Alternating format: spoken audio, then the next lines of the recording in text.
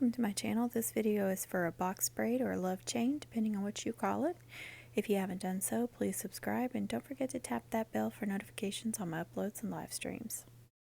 You will need 3 pieces of acetate ribbon the same width and length, a stapler, triple the length you need for your braid, plus an extra 12 inches and you should be good. To start the braid, you need to layer your ribbons exactly like I'm doing in a V shape. One on the left on the bottom, the one on the right is in the middle, and then again another one on the left on top. So your one on your right is going to be in the center, which is my black one.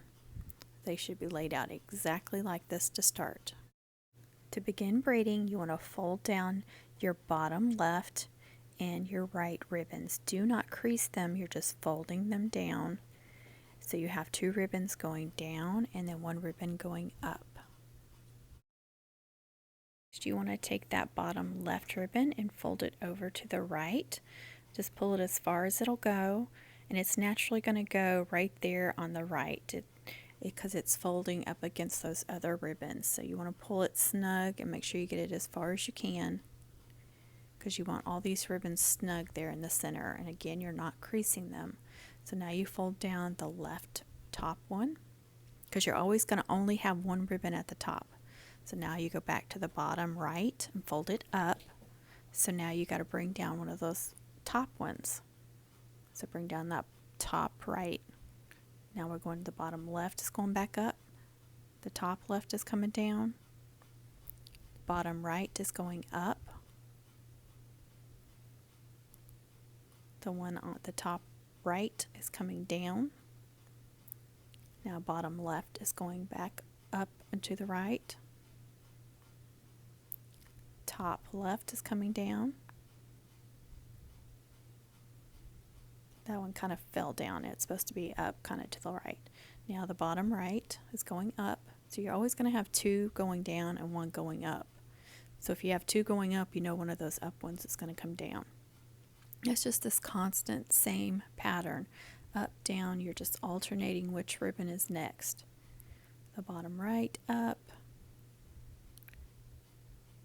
Then you're going to take that one and fold it down. Then that bottom left one will be next. Then that top left one will be next to come down. Then your bottom right will go up. And I slowed this video way down so you guys could really see what I'm doing and take it really slow. So hopefully when you're making yours, you can follow along with this and you won't have to keep pausing it. I'm hoping that is the case anyway. So I've done a couple of these videos, but I wanted to do a new one, update it, hopefully a little bit better.